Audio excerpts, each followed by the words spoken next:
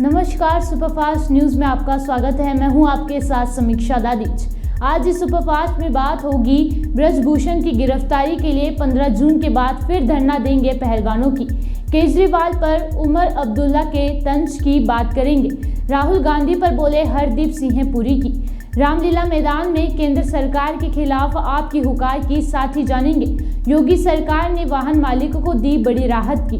बाबा बागेश्वर ने फिर की हिंदू राष्ट्र की मांग की बात करेंगे। अखिलेश यादव ने की ललिता देवी मंदिर में पूजा की। छत्तीसगढ़ बोर्ड परीक्षा के टॉपर हेलीकॉप्टर से घूमने की साथ ही जानेंगे। रेल कर्मचारियों की सूझबूझ से ओडिशा में टले एक और बड़े ट्रेन हादसे की। और आखिर में बात करेंगे उत्तर भारत सहित दिल्ली एनसीआर में बढ़े तापमान की। इसके साथ और भी तमाम बड़ी खबरों से आपको करवाएंगे रूबरू। हरियाणा के सोनीपत में शनिवार को पहलवानों की महापंचायत हुई है। इसमें कुश्ती संघ के अध्यक्ष ब्रजभूषण शरण सिंह की गिरफ्तारी की मांग को लेकर एक बार फिर चर्चा हुई। महापंचायत में किसान यूनियन समेत उन सभी संगठनों को आमंत्रित किया गया था जिन्होंने दिल्ली के जंतर मंतर पर पहलवानों के धरना प्रदर्शन को समर्थन दिया था। इस महापंचायत में हरियाणा और पंजाब से खाप और किसान संगठनों के प्रतिनिधि शामिल हुए हैं। महापंचायत में बजरंग पुनिया, साक्षी मलिक, सत्यव्रत कादियान और विनेश फोगाट के पति सोमवीर राठी भी शामिल होने पहुंचे। बजरंग पुनिया ने महापंचायत के सामने कहा कि ये ब्रजभूषण के साथ मेरी निजी लड़ाई नहीं है, ये लड़ाई बहन बेटियों की इज्जत की है। हम 15 जून तक इंतजार करेंगे। हमारा आंदोलन खत्म नहीं हुआ है। अगर सरकार हमारी मांगों को नहीं मानती है तो हम 15 जून के बाद जंतर मंतर पर अपना विरोध फिर से शुरू करेंगे। देखिए, आज की अभी पंचायत खत्म हुई, उन्होंने यही बोला है कि 15 तारीख तक सरकार ने जो हमारे को प्रपोजल दिया उस पर कठोर से कठोर अगर कार्रवाई नहीं करती है तो सारी खाप पंचायत जितने भी संगठन हैं हमारे साथ हैं।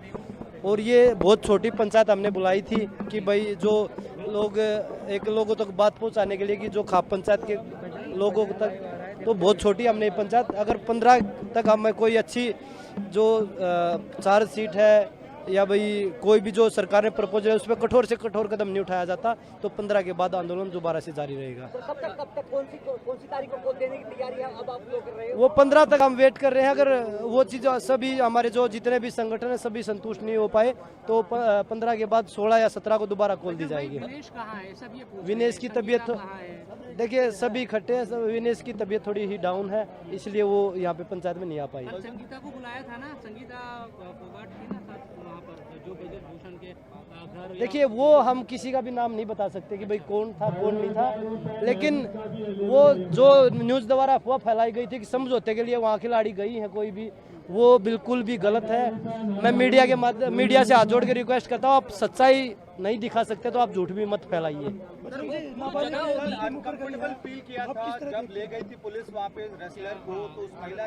देखिए वो चीजें बिल्कुल, जहाँ पे जो एक्यूज है वो अंदर बैठा है और उसके बाद पुलिस वहाँ पे विक्टिम को लेके जा रहे हैं तो वो आप समझ सकते हैं कि किस मानसिक दबाव से वो गुजर रहे हैं। तो वो जैसे पोक्सो की आप बात कर रहे हैं तो पोक्सो के कितना उनके फादर ने कितने इंटरव्यू दिए हैं कि भाई हमारे ऊपर प्रेशर है, हमारे ऊपर पता नहीं कैसे कैसे दबाव बनाए जा रहे हैं। तो ऐसे तो सभी लड़कियों को तोड़ लेंगे ये लोग। तो गिरफ्तारी प्राथमिकता है, बिल्कुल सबसे पहली प्राथमिकता तो वही है बिल्कुल। और उस पे अगर लड़कियों पे जो प्रेशर बनाया जा रहा है अगर वो बाहर घूमता रहेगा तो ऐसा ही प्रेशर बनाता रहेगा।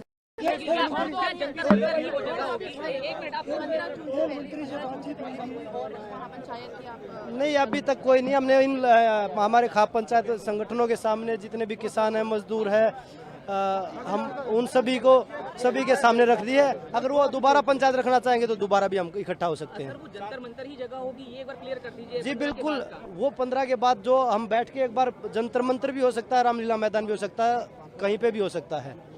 अगला बजरंग पुनिया हमारे साथ हैं।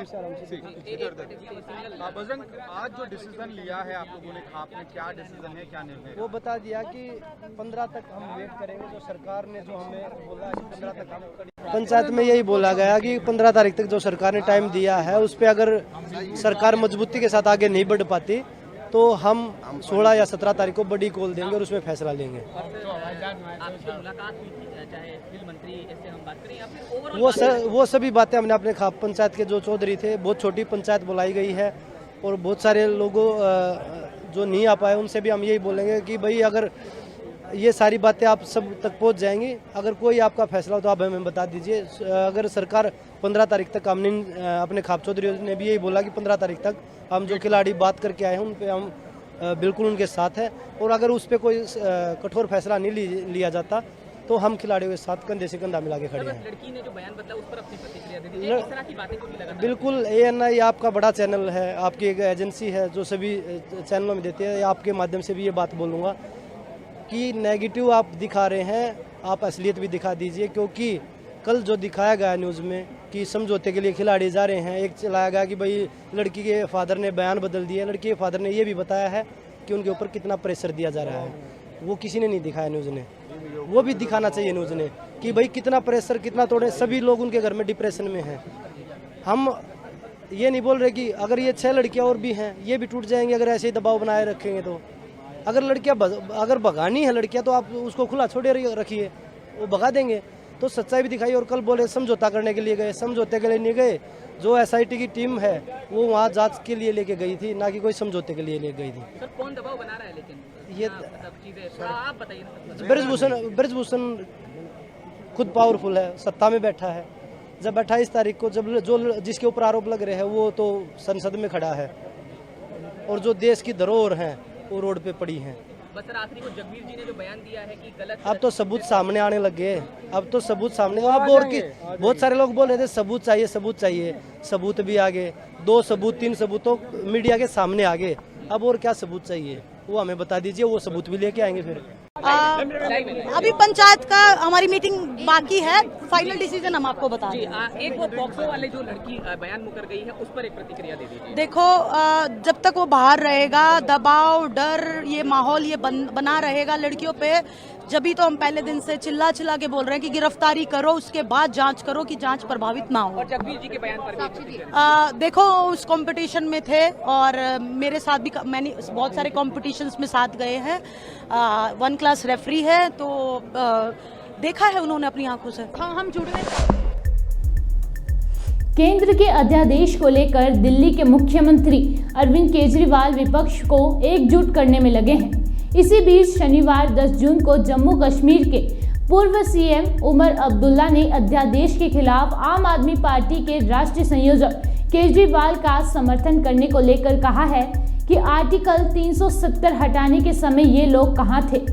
उमर अब्दुल्ला ने कहा कि मैं बार बार इन लोगों को याद दिलाता हूं कि ये लोग जरूरत पड़ने पर हमारे दरवाजे जरूर खटखटाते हैं, लेकिन 2019 में जब 370 हटाया गया था ये लोग यानी कि केजरीवाल किधर थे। उन्होंने आगे कहा कि लोकतंत्र की हत्या पर ये लोग चुप रहे। हमारा पूरी तरह से साथ सिर्फ TMC, DMK और लेफ्ट की पार्टियों ने दिया, इनके अलावा हमारा साथ किसी ने नहीं दिया है। मैं बार बार इन लोगों को याद दिलाता हूं कि जब इन्हें हमें जरूरत पड़ती है ये हमारे दरवाजे जरूर खटखटाते हैं। अब अरविंद केजरीवाल मुसीबत में है तो आज उनको हमारी सपोर्ट की जरूरत है, लेकिन ये लोग कहाँ थे जब 2019 में हमारे साथ इतना बड़ा धोखा हुआ? कौन था जो हमारे साथ खड़ा हुआ? ये आज जो शोर कर रहे हैं, जो कहते हैं कि आईन को बचाओ, जमहूरियत को बचाओ, डेमोक्रेसी को बचाओ, ये थे कहाँ? हमारा वहां पे डेमोक्रेटिक मर्डर हुआ और इन्होंने चूं तक नहीं किया। क्या इन्होंने तो साथ दिया? कुल मिला के 3-4 पार्टियां हैं जिन्होंने हमेशा हमारा साथ दिया होगा। एक DMK, एक ममता बनर्जी TMC, लेफ्ट की 2 पार्टियां। इन 4 को छोड़ के मुझे 5वां कोई दिखाइए जिन्होंने कभी भी पूरी तरह से हमारा साथ दिया। केंद्रीय मंत्री हरदीप सिंह पुरी ने कांग्रेस नेता राहुल गांधी के विदेश में अल्पसंख्यकों वाले पर दिए गए बयान पर पलटवार किया है। उन्होंने कहा, राहुल गांधी विदेश जाते हैं तो इनको अल्पसंख्यक याद आ जाते हैं। उन्हें याद करना चाहिए कि जब वो 13 साल के थे तो असम में क्या हुआ था, जब वे 14 साल के थे तो सिखों के साथ क्या हुआ था। राहुल गांधी पर सवाल उठाते हुए पुरी ने कहा कि उनकी विश्वसनीयता कहाँ बची है, वे कोई भी बयान दे देते हैं। और जब झूठ पकड़ा जाता है तो माफी मांगने लगते हैं, जबकि राजनीति में विश्वसनीयता बहुत जरूरी होती है। टेलिंग टैक्टिक्स में किसी लेवल में सोशल एरिया में ले लो, भाई साहब बाहर जाते हैं तो सडनली उनको हमारी माइनॉरिटीज की स्थिति याद आ जाती है। तो फिर मैंने किसी ऐसे ही इंटरेक्शन में कहा, मैंने कहा भाई साहब 13 साल के थे जब नेली में असम में मैसेकर हुआ और 2000 हमारे भाई बंधु एक माइनॉरिटी कम्युनिटी में उनकी हत्या होगी। भाई साहब 14 साल के थे और 1984 में 3000 हमारे सिख भाइयों के साथ उनकी हत्या हो गई। तो एक क्रेडिबिलिटी की जो बात है मैं बताता हूं, बहुत जरूरी इसलिए है कि आप स्टेटमेंट दे देते हो और फिर जैसे रफाल पे दे दिया, कुछ इधर उधर दे दिया, फिर झूठ पकड़ा जाता है, फिर आप माफी मांगने पहुंच जाते हो।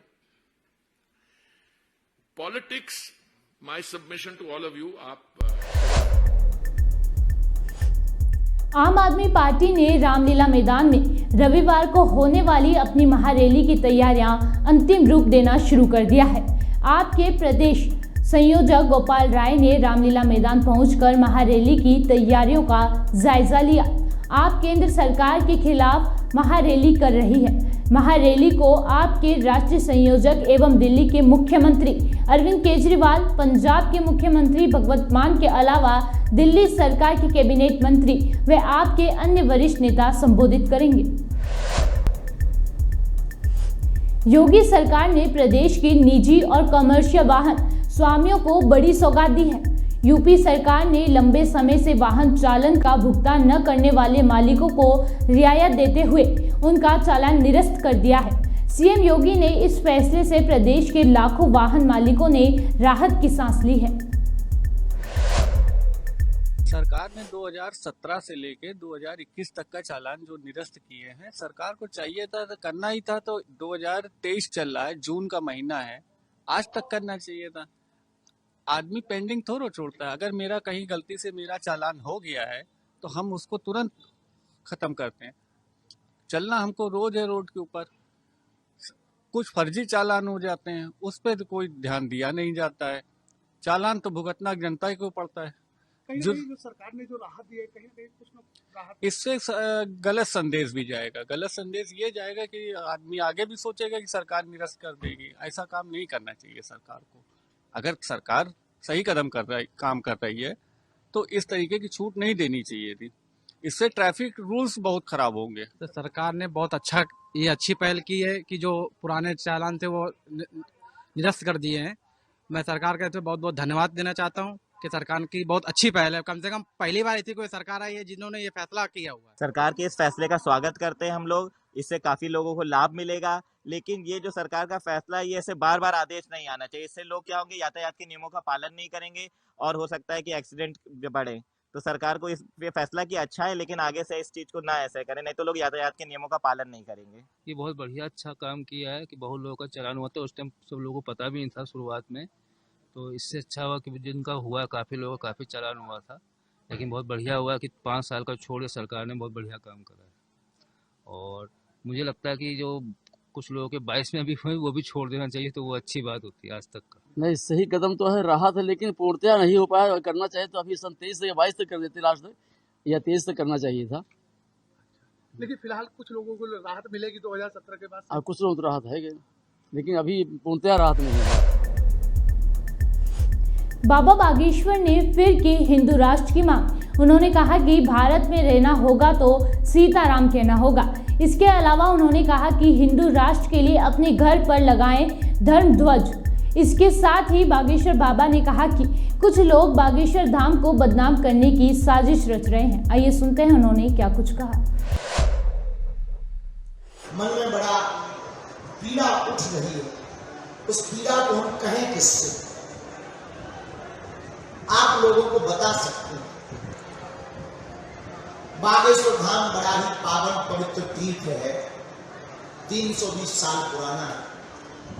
दरबार लगता है, प्रतिदिन लोग दर्शन करने हजारों की तादाद में, हम रहे ना रहे 10-20 हजार लोग प्रतिदिन मंगल शनिवार 1-1.5-2 लाख पहुंचते हैं। लोग बढ़ते हैं तो स्वभावश व्यवस्था चाहिए।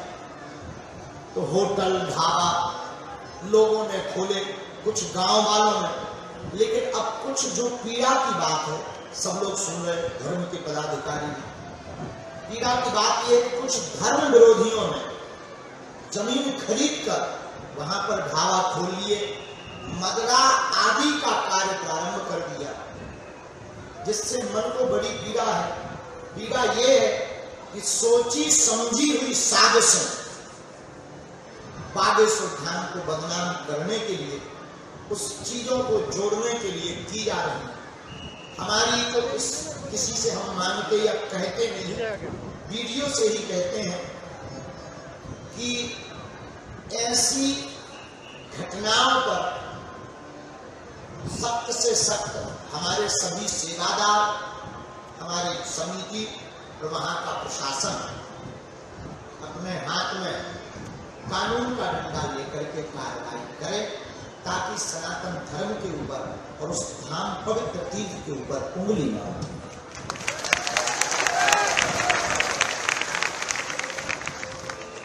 दूसरी बात, तरह तरह के वहां विचित्र गंदे लोग आ रहे, तो हर विषय को हमसे ना जोड़ा जाए। ना तो हमारी दुकानें हैं, ना हमारे होटल हैं, किसी ने खरीदी है वो अपना बिजनेस कर रहे हैं, और पत्रकार महोदय उन विषयों को हमसे जोड़ देते हैं, जो हमें बहुत ही अप्रिय लगता है, क्योंकि बागेश्वर धाम हमारा नहीं, बालाजी का, और वहां पर कोई भी कृत्य हो इसके जिम्मेदार न हम हैं न बालाजी है करने वाला।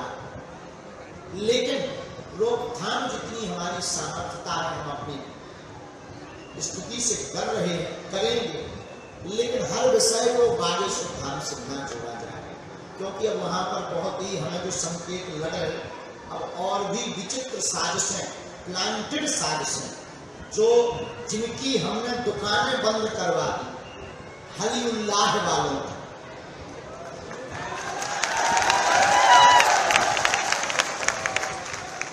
उनके घर में घुस करके घर वापसी जो करवाई, अब बहुत ज्यादा आग मिर्ची उन्हें लगी हुई है। हम वचन अपना दे सकते, और भारत के सभी शिष्यों से हमारी प्रार्थना हाथ जोड़कर, हमारे नाम का किसी भी शिष्य को, हमारे साथ में रहने वालों को कोई दान, शुल्क, दक्षिणा ना दे। आपको किसी को भी भरोसा किसी भी शिष्य पर हमारे करने की जरूरत नहीं है। आप हम पर केवल भरोसा करें, हम वचन देते हैं कि मर जाएंगे लेकिन सनातन नहीं छोड़ेंगे, क्योंकि अब सेवादार भी सिर्फ फोटो खिंचाने के लिए बन गए। मोबाइल नंबर लेने के चक्कर में, मंत्री मिनिस्टर से मिलने के चक्कर में, गुरुजी फलाने सीएम से कह देंगे, ठिकाने से कह देंगे। हमारी प्रार्थना है, हम किसी से भी अपेक्षा न रखते हैं, न हमको किसी से हमारी भावना रहती है, और हमसे इस भाव से आप जुड़े भी ना कि हम किसी से आपकी कोई सपोर्ट कर देंगे, सिवा हनुमान जी के अलावा हम किसी से सपोर्ट नहीं करेंगे। और ये जितने भी बरसाती मेंढक रूप में सेवादार हैं,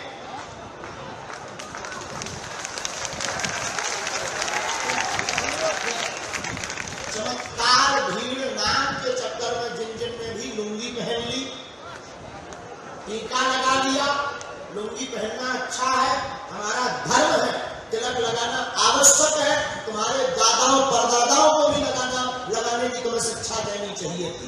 ये धर्म है, लगाइए, लेकिन इस निमित्त मत लगाइए कि आप उस लुंगी के चक्कर में, धोती के चक्कर में सनातन को बर्बाद कर दें या बागेश्वर धाम को टारगेट करें। हमको विचित्र रूप से टारगेट किया जाए, हम आपको बता दें, लेकिन विधर्मियों की इन कायरता से और कुत्तों के भौंकने से शेर डरते हैं।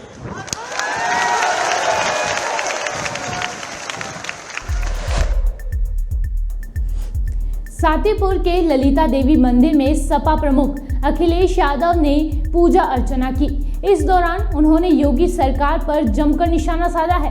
अखिलेश यादव ने यूपी की कानून व्यवस्था को लेकर योगी सरकार को कटघरे में खड़ा कर दिया है।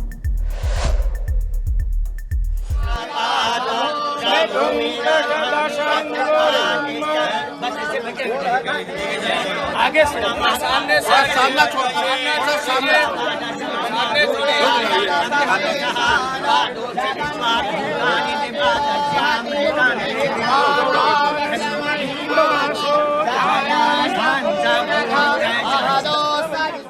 इस तीर्थ स्थान पर मैं कई मौकों पर कई बार आया हूँ और इस तीर्थ स्थान पर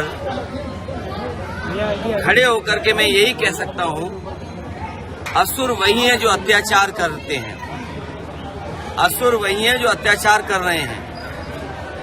और ये स्थान हमें वो पौराणिक की याद दिलाता है कि असुरों का भी असुर यहाँ नहीं हुआ और ये स्थान ऐसा सुरक्षित है, ऐसा कवच है इस स्थान पर कि असुरों को भी यहाँ आने की अनुमति नहीं है।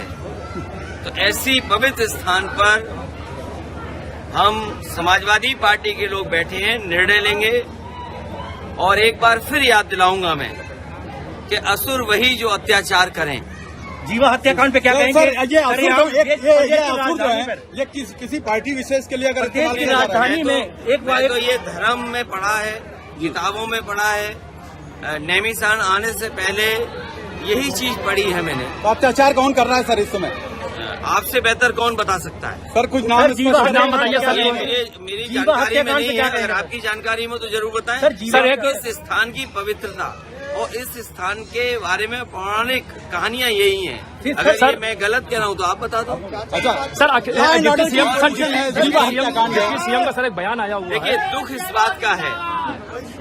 बात का है कि पुलिस को चोर कहा जा रहा है। आज मैं आपके आने से पहले जब मैंने खबरें पढ़ी और उठाई, देखी और सोशल मीडिया पे जो सबसे पहली तस्वीर आई वो यही तस्वीर दिखा रही थी कि पुलिस चोर है और पुलिस पकड़ी गई। ये अलग बात है कि पुलिस ने पकड़ा, लेकिन 50 किलो चांदी पकड़ी गई चोरी की और बरामद किसके हुई? एक पुलिस वाले के घर पर। ये कैसा स्टेट बना दिया सर? इस प्रदेश में क्या हो रहा है? जेल में हत्या, फिर जेल में हत्या, कचहरी में हत्या और प्रेस के सामने हत्या। कोई प्रेस बनकर के आ रहा है वो हत्या कर रहा है, कोई वकील बनकर के आ रहा है वो हत्या कर रहा है। क्या यही उत्तर प्रदेश का लॉ एंड ऑर्डर है? और फिर अगर हम एनसीआरबी के आंकड़े देखें, सबसे ज्यादा करप्ट, और वो भी सरकार का विभाग कह रहा है, सरकार के विभाग ने आकलन किया कि उनका विभाग सबसे ज्यादा करप्ट कौन सा है। तो पता विभाग सरकार बता रही है कि सबसे ज्यादा करप्ट विभाग अगर कोई है तो पुलिस। आखिरकार किसने ये बना दिया पुलिस को ऐसा? इसकी जिम्मेदार अगर कोई है तो वो भारतीय जनता पार्टी और भारतीय जनता पार्टी के लोग हैं। और आपके सामने मैं कहता हूं, क्या डिप्टी सीएम आपके जवाबों को देने से नहीं भाग रहे? क्या डिप्टी सीएम कानून व्यवस्था पे भैया भैया कहकर के नहीं भाग रहे? सोचिए, ये हालत है।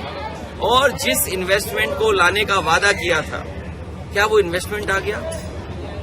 हमारे पास बगल में रामपाल जी हैं, दूसरी तरफ हमारे दूसरे गुप्ता जी, अनूप गुप्ता, दोनों विधायक रहे। नैमिषारण्य में जो विकास आपको दिखाई दे रहा है, क्या इन लोगों के सहयोग के बिना संभव था? यहाँ पे बिजली हो, सड़क हो, पुल हो, इन मंदिरों का जीर्णोद्धार हो। आप किसी पंडित जी से पूछ लीजिए, किसी मंदिर के पुजारी से पूछ लो, किसने काम किया। और जो सोचो, ऐसे स्थान पर हमारे मुख्यमंत्री जी जो वादा करके जाएं, वो वादा ना पूरा हो तो भगवान बताओ उन्हें कौन सी सजा देगा। इसलिए मैं कह रहा हूँ कि समाजवादियों ने इस जगह पर काम किया है और काम करके दिखाया है। आगे भी जब समाजवादियों को मौका मिलेगा तो और इसका आगे विकास कराएंगे। सर, ये कन्नौज आपके अरमानों की धरती रही है। सुब्रत पाठक ने कल चैलेंज किया कि अखिलेश यादव को हराएंगे, पहले हमने डिम्पल को हराया है। अखिलेश, उनके लिए क्या कहना चाहेंगे? देखिए, बीजेपी 10 साल दिल्ली की सरकार में है और 7 साल हो जाएंगे उत्तर प्रदेश की सरकार के। इनके सांसद, इनके विधायक, इनके मंत्री, इनके नगरपालिका अध्यक्ष, टाउन एरिया, कितने इंजन चाहिए इनको? सब इंजन। उसके बाद जनता क्या मिला? जनता को चरम सीमा पर बेरोजगारी। हमारे मुख्यमंत्री जी कहते हैं 100 में 4 बेरोजगार हैं। क्या ये सच्चाई है? 100 में 4 बेरोजगार हैं? डीजल, पेट्रोल, चीनी, खाने का सामान, दालें, रिफाइंड तेल, लाल वाला गैस सिलेंडर, कितना महंगाई है? क्या महंगाई का जवाब है इनके पास? इस बार भारतीय जनता पार्टी का 80 की 80 सीटों पर सफाया होने जा रहा है। डिप्टी सीएम का बयान आया हुआ है, वो कह रहे हैं कि अखिलेश यादव की जो राजनीति है वो बचकानी राजनीति है। नहीं, वो आप ये स्पष्ट करिए, ये रणनीति है बीजेपी की कि कोई भी हमें जवाब देगा तो उनका पिछड़ा डिप्टी सीएम आएगा। तो हम भी अब तय कर रहे हैं इस बंदे के सामने, वो पिछड़े जो डिप्टी सीएम हैं उनके लिए 5 पिछड़े नेता लगाएंगे जो उनका जवाब देंगे। 2024 में वो आपको चुनौती तो नहीं मान रहे? कौन चुनौती नहीं मान रहा? तो घबराए क्यों घूम रहे? उनके टिफिन खुले नहीं, हमारे कार्यकर्ता सड़कों। छत्तीसगढ़ में 2023 के बोर्ड परीक्षा में टॉप करने वाले कई छात्रों को आज राज्य सरकार ने हेलीकॉप्टर राइड करवाया। रायपुर हेलीपैड में इसकी व्यवस्था की गई है। छात्र अपने पेरेंट्स के साथ सुबह हेलीपैड पहुंचे।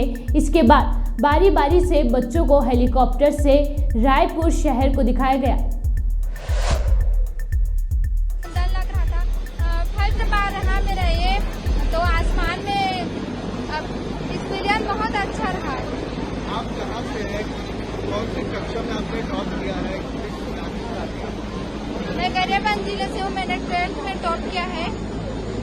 और कहाँ से आते हैं आप? पापा मम्मी क्या करते हैं? मैं गौरेंगा गाँव में रहती हूँ। मैं दरबार स्कूल से जाती हूँ 5 किलोमीटर।